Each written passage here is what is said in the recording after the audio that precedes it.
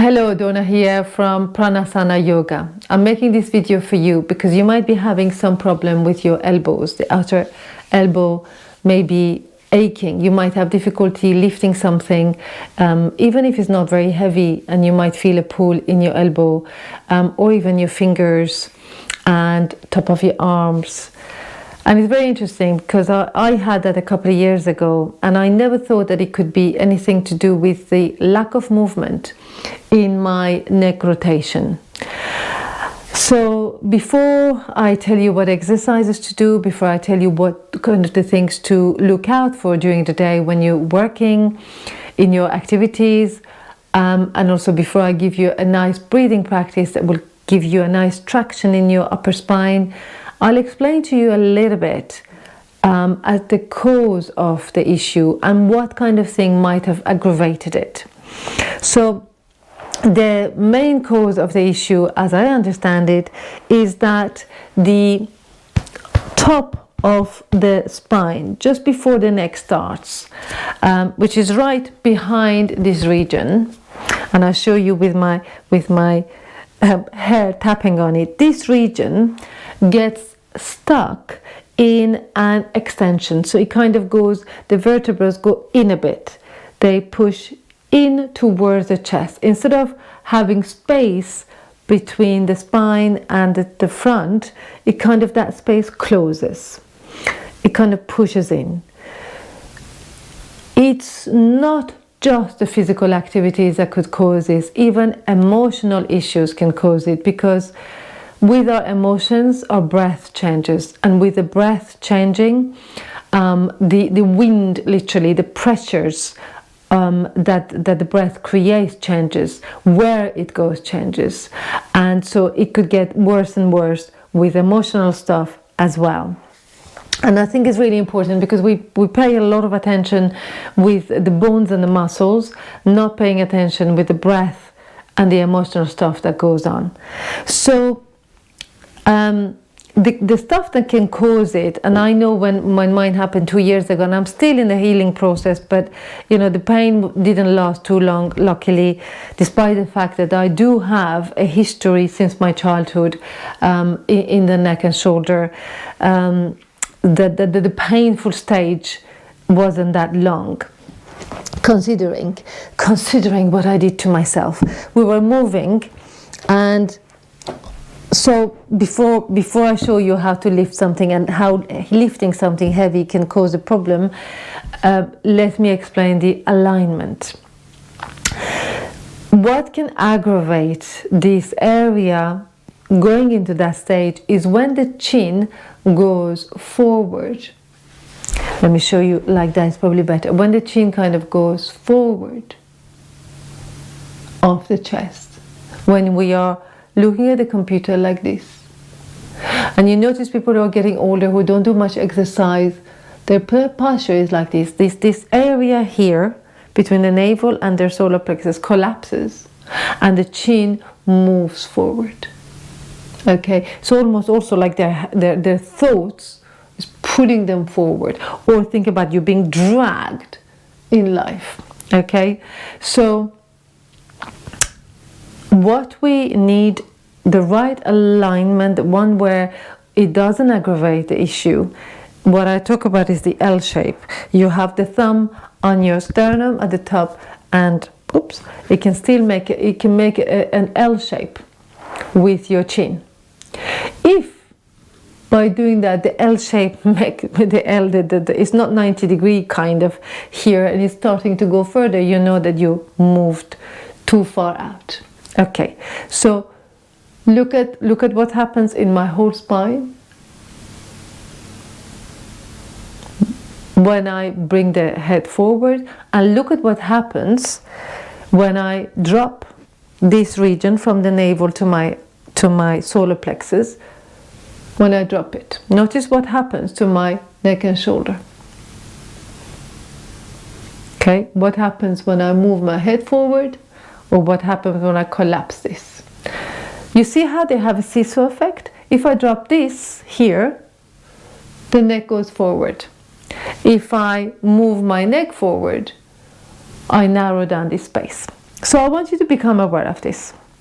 Whenever you're working, whenever you're doing anything, just notice, am I collapsing here or am I moving this too far? Okay. The one thing that caused me a lot of aggro and really badly was at the time was when I was moving and holding heavy stuff or lifting heavy stuff. They do say lifting causes this problem, but they never did really explain just why.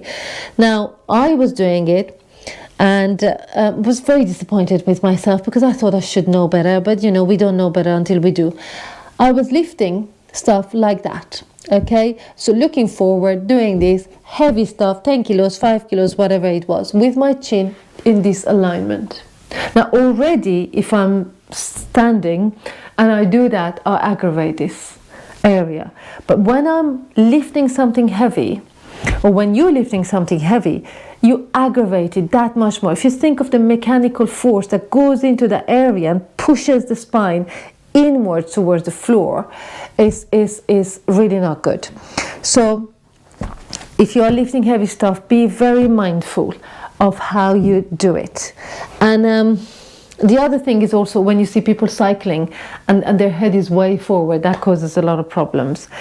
And the other one, third one, is when you're chopping vegetables or you're doing anything. If you have your head like that too long, what tends to happen is this back of the same area, the muscles have to work really hard not to let your whole head collapse down. So that work that they have to bring exactly again causes a lot of closure and a lot of tightness in the area. So these are generally the causes, and these are the things that I would like you to look at. So it's very simple now to simple, she says, it takes time. They're not miracle pills, unfortunately. Nature has its own time. But with the exercises, we will help with speeding up the healing process. So you could be either standing or sitting, but you have your shoulders at the wall, both shoulder blades on the wall. And remember that the cause of this is because the chin might be automatically going forward. So the remedy will be to gently take it back and forward like a turkey. And as you're taking it back, you're also pulling the back of the head up towards the ceiling. So it's not just a straight back, it's a kind of a diagonal back. It's kind of going like that. The top of the head, the back of the head goes back and gently up. So you're opening this region as well. This is what we are doing at the wall. The wall just gives you an idea what you're doing really. It's just your helper. And it's particularly helpful with the next exercise. So you do that about 10 times, and then the final time you just hold it there and then you breathe a few breaths. Okay? The next one, it's good to do these two at the wall at the same time. And the second one really is going to be in 3 different sections. So the first part is that the head turns to one side. Let's say if it's turning to the left, you're using the left hand, you push with the left palm the cheekbone, and it's as if you're trying to turn the head further, but the head resists. It doesn't push too strong against the hand to push the hand away, but it resists its own turning. And then you can allow yourself to go a little bit deeper and come back. You can be in there for 5 seconds. You can gradually increment how long you stay there. I like to stay there for about 3 to 5 breaths. What's key is that when you're doing that, be mindful that the opposite shoulder doesn't start coming forward. And then you do the same thing on the other side. The second part of the same exercise is that you turn, but this time you bring your chin down. So you go to different fibers of muscles, and then you do the same thing with the chin down. And then finally you do it with the chin up. So you turn, chin goes up, same thing as before. Okay, so these are the at the wall practices. One of the things that I really like doing, and it helped me massively this time, is using heavy bars. Now this is 6 kilos and I don't always feel like using it. The 3 kilos feels much better, but you could be using anything that is like this. You can be even using a broomstick, but imagining that is very heavy, so that when you are working with it mechanically, it creates an opening in the back of your spine. So, and if you don't have a broomstick and you don't have a heavy wall, you can just use your arms, and this is what we're doing. You're inhaling, you're opening your arms back, you're turning the inside of the palm, of the arm out, so externally rotate the shoulder, and you bring your arms down to the floor, opening this region that you might have collapsed and closed, and also opening the arm. You can see my right arm is not in the same place still. After a year, I think a year and something, it's still not going to the floor completely. Now, if you have a broomstick, you use the broomstick and you pretend that it is very heavy as you bring it down. Oops, sorry, darling. And oops. And you bring it back. So you do this a few times, and when you're coming back, it pushes the vertebrae that are pushed in out. So whether you're using this or you're just using your hand, imagining this heavy weight, you'll notice what happens there. You go up and you come down. Wonderful, lovely. I have to say that the pain that I had, it didn't last very long, although I know that there is lack of mobility compared to what I had before the injury. The painful episode was much quicker than if I hadn't done these exercises. So this is the second very important posture. It's not the second, actually, it's the third. I keep doing this each time. Now, the other one, no numbering as usual, is a very nice, beautiful, relaxed bend. So the leg is out, the bottom leg is out, the top leg is in, and you come here and you allow yourself to rest your head on your hand. Now that might be already too much. If it is too much, first of all, you don't bring your elbow as close to the knee, and you use a lovely pillow, and you do it like that. And you rest here, quite lazy, quite comfortable, just at the edge, just before the discomfort starts. And then slowly, then you do the other side, and then slowly, you go back to it, until you might find that the elbow might be close to the knee, without any feeling of this area starting to tear. When I say that because I know just how enthusiastic we may be in what we do, and I really want you to do it with complete respect all around the area. Do not go to discomfort. These are already strong enough practices. You don't need to go to a place when the body can relax in the practices. When it's very comfortable, the breath goes into it very easily, and the breath will open the body. But if you go into it and there's this level of that in it, well, there's no way the breath can go in the right place. So I emphasize, you do the same thing on the other side. This will then lead you to another kind of to a twist, which is this time the bottom leg is not the straight one, it's the bent one. And you can always play with this angle of the knee. Then the other leg, the knee comes on the floor in front of the shin of the leg underneath. Oftentimes this happens in class. This happens in class. Okay, or this happens in class. It comes in front. Then you start with the head on the same side of the legs.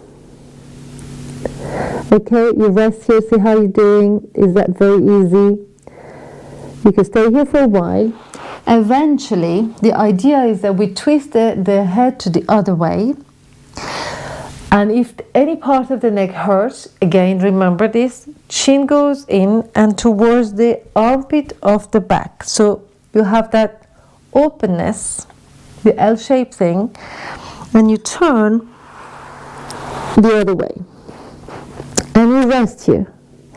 If again you feel pain and it's not comfortable, you put this underneath. 1, 2, it doesn't matter how many, just rest here and breathe. Okay, so that's the other exercise. So there's 3 exercises that I like to teach at the same time in classes, and they're all very, very good for opening this region. So you bring your arms slightly forward of your shoulders and hips above the knees, and that area that we talked about here, which is our area of attention, this is the area that we're going to push out and gently drop in. Not too deep drop in, but pushing out. You can even bring the elbows out, turning them out this way, like opening it like that when you're pushing out. And then relaxing, pushing out and relax. You're scooping an ice cream with your elbows, doing this kind of thing, opening out. So to keep it simple, it's just dropping and opening, dropping and opening. Lovely. The opening the elbows only help with the collarbones having more space in them. Okay, that's the first exercise. You can do a few of them. And then the other one is bringing your arm behind you, this other arm in front of the knee, and opening and closing this arm. Gentle opening, feeling the stretch of the skin and releasing. And we do it on both sides. The last one is threading the needle. You take this one arm underneath, bring the hand towards the knee, and then take it as if somebody's pulling the arm away from the shoulder, pulling it towards themselves. And at the same time, that shoulder on the floor, that shoulder that is pointing towards the floor, wants to go closer and closer and closer to the floor. And you only do this as far as is comfortable and as far as there is no strain in your breath. So this is the direction. This goes down and this shoulder moves towards the floor. And you can always play with the angle of the arm. Okay. I think that's it. Is that it? Yes. The final thing that I want to cover is the breathing that could help you create traction and really recreate a beautiful alignment between the chest and the head. So you do a normal natural breathing. Always start maybe 2-3 minutes of complete relaxation, just sitting. And then you breathe normally. You feel your breath opening your belly, opening your chest, or just opening and softening. And then next time when you breathe, at the end of the breath in, you lift your collarbones up. They kind of want to go up and kind of even gently, the sternum as it comes up, the collarbones is connected to the chest bone. The collarbone goes up, the chest bone goes up, and it kind of wants to go a little bit in, kind of to rest. And this is what it creates at the end of the breath in. You hold that tiny bit, and then you let it go. You breathe in, you lift your collarbones, that lifts this, and then you relax. And what's important, because the breath work is very powerful for the whole body, is that if you can lift really high quite a lot, just lift a little bit and do it each time, increment it a little bit, see how you are in the next couple of days, and then allow yourself to fully express what you can. So basically go easy, but it's a very, very strong, very good thing to do in order to help. So I think I've covered everything that I wanted to cover. I hope I have. I hope you find it useful. I do really invite you to do all of these practices. If you can do 1 or twice a day, but if once or twice a day is too much, once or twice a week. And I hope that it will help you with a swift and quick recovery. Thank you for watching, and if you have any questions, please email me, call me, let me know how you get on. Thank you.